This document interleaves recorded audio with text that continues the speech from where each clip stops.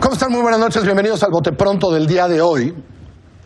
Debo confesar que, Ale, ¿cómo estás? Regina. Hola. Carlos. Pensamos mucho si entrarle y cómo entrarle a este tema, porque es un tema difícil, trágico, muy personal, en donde no sabemos muchas cosas.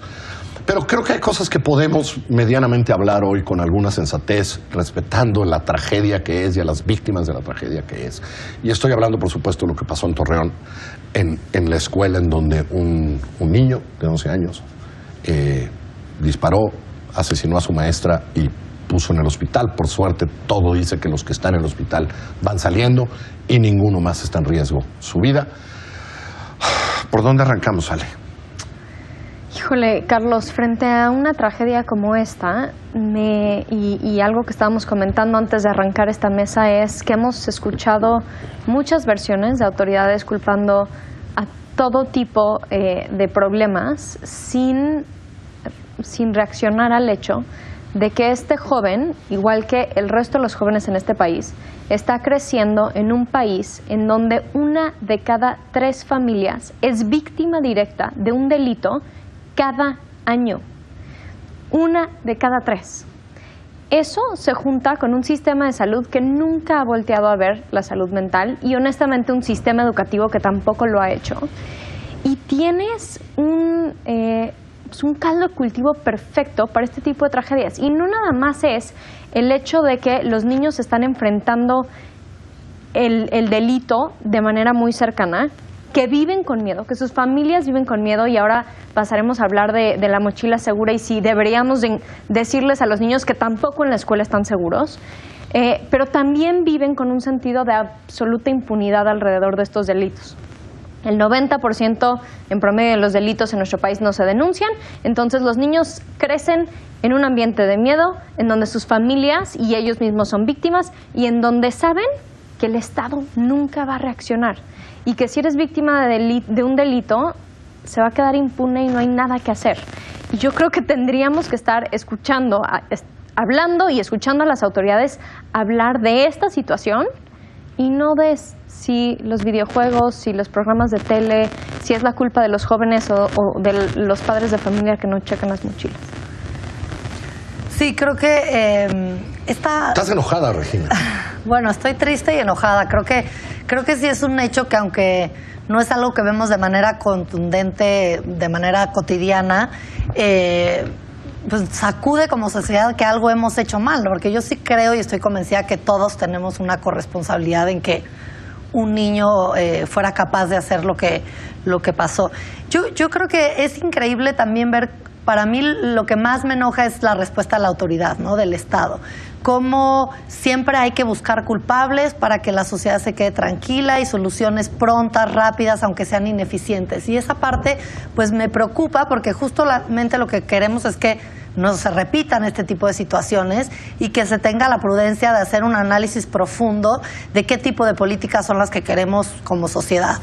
Y ver este tipo de respuestas banales, como decía Ale, y fue el videojuego, fue la familia. Es el abuelo. Sí, realmente enoja, ¿no? Porque no sabemos, como tú decías al inicio, un montón de detalles del caso, no lo sabremos seguramente. No sabemos la vida de este chamaco. No tenemos idea. O sea, sabemos que su madre murió. La descripción es de un padre ausente, aunque puedo decirles que entiendo que ya está en Torreón, no estaba en Torreón, que el papá ya está en Torreón, pero nos han descrito como padre ausente. Es un hombre que vivía con sus abuelos, es un chico que vivía con sus abuelos, pero iba a una buena escuela en Torreón, es decir, no estaba abandonado. No. Entonces, pero no sabemos nada de esas dinámicas familiares, de qué pasaba allá adentro, de las dinámicas con sus amigos. Nada. Por eso es bien arriesgado culpar al videojuego, ¿no? Sí, para empezar, ¿no? Y al abuelo. Y luego al abuelo, ¿no? Yo creo que en México siempre ha habido una necesidad de tener una política integral de atención a la infancia, ¿no? Y se habla mucho de la importancia de la primera infancia, pero después no vemos realmente eso traducido en acciones concretas. El tema de salud mental, como mencionaba Ale, ni siquiera alcanza el 2% del presupuesto. Los datos dicen que 1 de cada 4 personas entre 12 y 18 años tiene un problema, un padecimiento y no es atendido. Y creo que eso, peleamos... Muchas veces ni diagnosticado. Ni diagnosticado, ni entendido. Sí, no, o sea, ni siquiera. Se ha peleado mucho porque la definición de salud no sea una salud en donde solo es una ausencia de enfermedad, sino entendida como una salud integral en donde incluye la parte mental, la parte social, y luego se nos olvida que eso es igual de importante. Y la respuesta también de...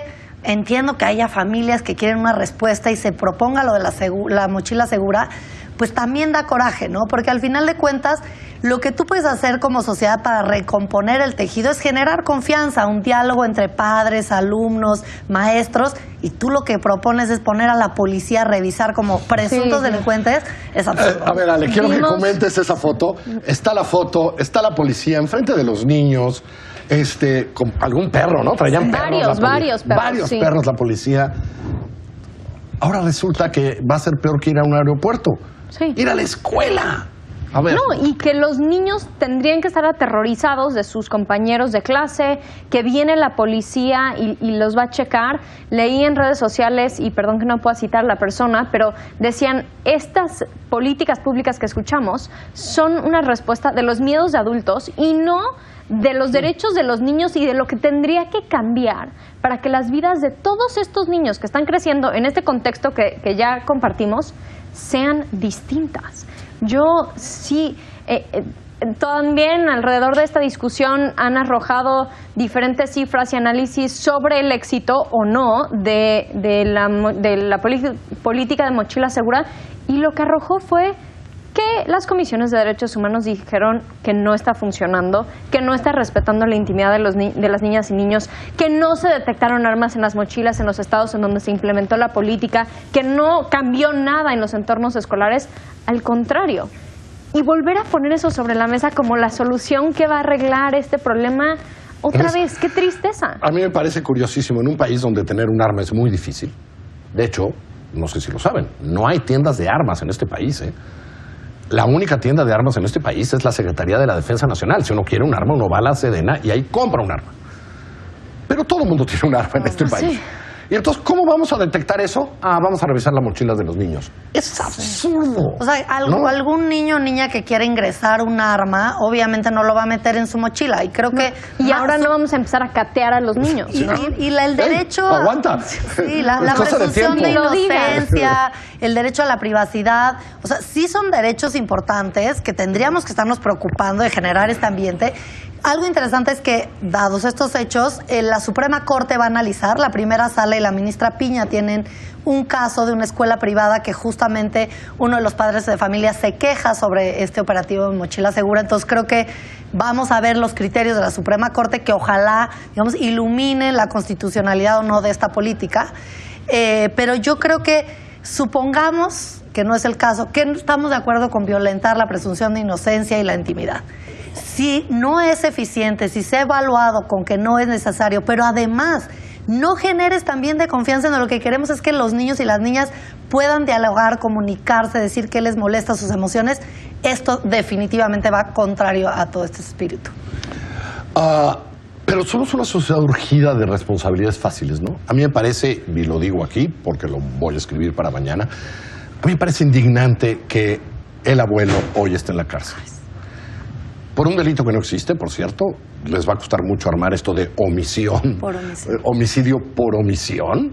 No, cuando es muy fácil. Si tú encuentras que tenía 2 pistolas no registradas, tú no puedes perseguir ese delito. Es un delito del Fuero Federal. Le das vista a la Fiscalía General de la República. Ya verá la Fiscalía General de la República qué hace con eso, que meterlo por homicidio.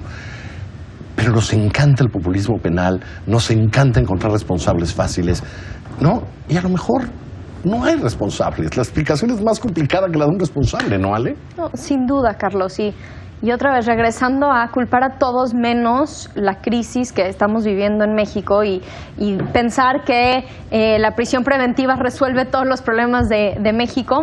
Mira, por primera vez no escuchamos a un legislador proponer algo así, relacionado del tema. Espérame, van apenas... Espérame, acaba de suceder. Poco tiempo. Sí, va muy poco tiempo.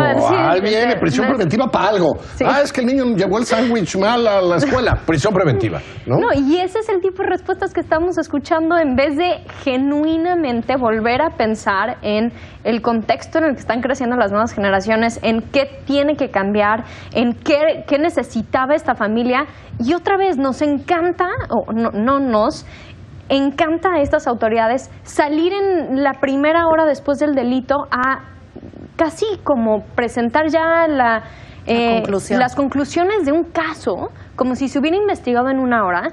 Y eso creo que también hace muchísimo daño a el tipo de justicia que queremos construir en este país, en donde sí se generan investigaciones, en donde hay una fiscalía que tiene todos los elementos, en donde no se brincan a conclusiones fáciles, en donde se toma en cuenta la evidencia. Nada de eso lo vimos. Y el tema de la cartilla moral, ¿no? O sea, a mí esa parte de hay ciertos tipos de familia que tienen un estigma en donde seguramente habrá niños que crecen de mejor o peor manera. Y yo creo que es interesante cómo se vuelve a meter este tema de la responsabilidad de la familia. No estaba el padre y la madre murió y entonces los abuelos. O sea, finalmente vivimos en una sociedad en donde hay diversidad de familias y composiciones. Y por cierto, esta de el niño viviendo con los abuelos es muy común. Es muy común, muy común. No, además más, ahora que cerraron las guarderías no los mandaban con los abuelos a todos. Sí, ellos son los responsables ahora del cuidado de los niños, ¿no? Entonces, hay que alejarnos también de esa estigmatización de que hay ciertas familias que funcionan mejor para los niños y otras que definitivamente hacen muchísimo daño. Me parece tan perverso ese discurso. En fin, una tragedia. Hemos tratado de apuntar algunas cosas. Es una tragedia, también habrá que decirlo. Entiendo, en Estados Unidos, porque estamos tan cerca, estamos acostumbrados que esto pasa 50 veces al año. En México hoy es una vez. Sí. Es una. No tenemos una crisis de tiroteos en las escuelas de parte de niños de 11 años. Por sí, eso afortunadamente. Y por eso la solución de vamos en todas las escuelas a desplegar mochila segura es un absurdo. Pero a lo mejor si alguien le pusiera seriedad a esto, podríamos evitar convertirnos en otras cosas. Así es. Entre otras cosas, por las armas. Sí. Armas, solo se mata con armas. ¿No? Gracias, Ale. Gracias, Carlos. Nos vemos bien. Buenas noches.